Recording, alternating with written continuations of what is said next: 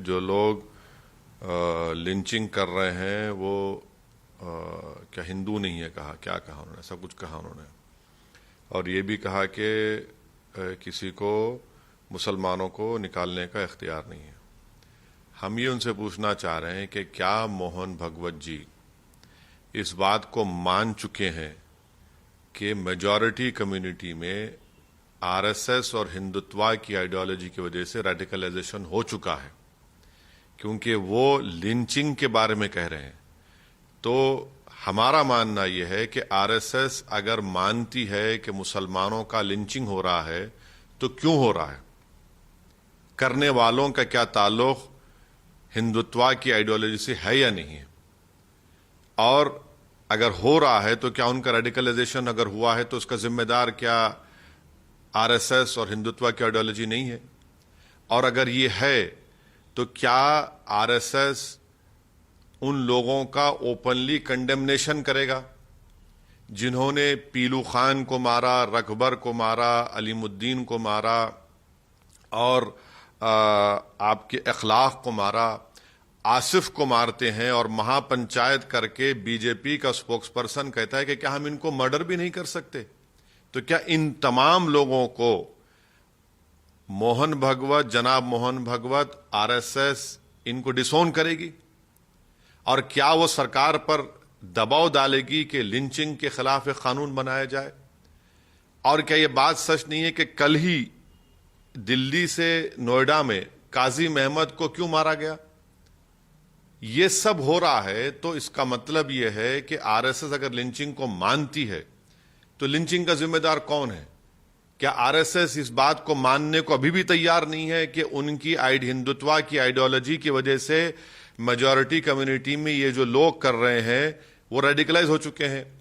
मैं इन तमाम चीजों को मोहन भगवत की सिर्फ लिप सर्विस मानता हूं, इसलिए कि वेस्टर्न कंट्रीज में, खास तौर से यूएसए में, और यूएसए में जो ह्यूमन राइट्स का जो स्टेट डिपार्टमेंट की रिपोर्ट है, कंट्रीज ऑफ कंसर्न में हमारे देश का नाम आ चुका है, तो ये सब उनके लिए किया जा रहा है। अगर वो वाकई में रियलिस्ट हैं, वो वाकई में इसको बीमारी समझते हैं लिंचिंग को, वो वाकई में ये समझते हैं कि मेजॉरिटी कम्युनिटी में एक सेक्शन रेडिकलाइज हो चुका है, तो फिर उनको डिसोन करना पड़ेगा। एक्स मिनिस्टर अखलाक के मारने वालों की लाश पर तिरंगा लहराते हैं, तिरंगा बिछाते हैं। एक्स यूनियन मिनिस्टर अलीमुद्दीन को कन्विक्टेड लोगों का उनका फूल का माला उनके गले में पहनाते हैं। राजस्थान में रकबर को जब जो लोगों ने मारा उनको कोर्ट को लाया गया तो ट्रायल कोर्ट के ऊपर खड़े होकर भगवा लगा दिए। कौन सी दुनिया में मोहन भगवत हैं? वो क्यों आंखों में धूल झोंक रहे हैं देश की जनता की? लेकिन सर ये बयान तो अच्छा है ना कि सारे क्या क्या क्या अच्छा है? क्या अच्छा है उसमें? आप देखिए, ये एकता बना रहे हैं आप कब से एकता बना रहे हैं? आप तो 90 साल से आप ही का तो ये सब, चाहे वो गोलवालकर का बंच ऑफ थॉट्स हो या वी और नेशनहुड हो या फिर दीनदयाल उपाध्याय की किताब हो, इन तमाम, या फिर आप सावरकर की हिंदुत्व की किताब हो, यही तो इन्हीं के नक्शे कदम पर आप चल रहे हैं।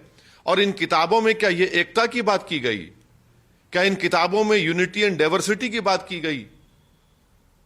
एकता की बात भारत का संविधान करता है, हिंदुत्व नहीं करता है। भारत का संविधान में इंक्लूसिवनेस है, हिंदुत्व एक एक्सक्लूसिव आइडियोलॉजी है जो मोहन भगवत और आरएसएस पिछले 90 साल से उस पर अमल कर रही है। कहां एकता होगी? गवर्नमेंट ऑफ मोदी की सरकार है और इन तमाम लोग महापंचायत कल भी करते हैं, गाली देते हैं मुसलमानों को कि इनका मर्डर कर दो, इनको मार दिया जाएगा, और पुलिस एक एक्शन नहीं लेती उनके ऊपर। काजिम को मारा गया, पुलिस एक्शन नहीं लेती उनके ऊपर। जुनैद को भरी ट्रेन में मारा गया, देख लीजिए कौन सा क्रिमिनल केस चल रहा है। यह सिर्फ लिप सर्विस है, देश की जनता की आंखों में धूल झोंकी जा रही है। और सबसे बड़ा काम यह कि वेस्टर्न कंट्रीज में, खास तौर से यूएसए में, वहां पर यह पैगाम दिया जा रहा है, क्योंकि बैड पब्लिसिटी मिल रही है, और वो बैड नहीं बल्कि जेन्युइन पब्लिसिटी सही हो रहा है। तो इसीलिए ये तमाम बातें की जा रही हैं। ये जमीन पर इसका कोई इंप्लीमेंटेशन नहीं होगा। अगर डिसोन करेंगे, इस बात को मानेंगे कि हां रेडिकलाइजेशन हुआ है, और कैसे उनको डिरेडिकलाइज करेंगे ये इनको सोचना पड़ेगा। सर एक दूसरा सवाल, योगी आदित्यनाथ ने आपको चैलेंज किया है यूपी के चुनाव के मद्देनजर, क्या कहना है आपका? बिल्कुल, हम तो मेरी 3 महीने की पुरानी स्पीच है उतरला में। MIM पार्टी पूरी कोशिश करेगी कि आइंदा विधानसभा के चुनाव में योगी आदित्यनाथ और बीजेपी की सरकार को शिकस्त दी जाए। ये तो हमारा शुरू से स्टैंड रहा है, और हम भागीदारी संकल्प मोर्चा का हिस्सा हैं, जिसके ओम प्रकाश राजभर उसके कन्वीनर है। हमारी पूरी कोशिश होगी, यकीनन कोशिश होगी, क्यों ना हो। डेमोक्रेसी में हमको ये पूरा इख्तियार हासिल है, क्योंकि योगी सरकार कोविड के दौरान गंगा के ऊपर नदी के किनारे लाशों के अंबार पड़े हुए थे, तो उसका तो बोलना पड़ेगा।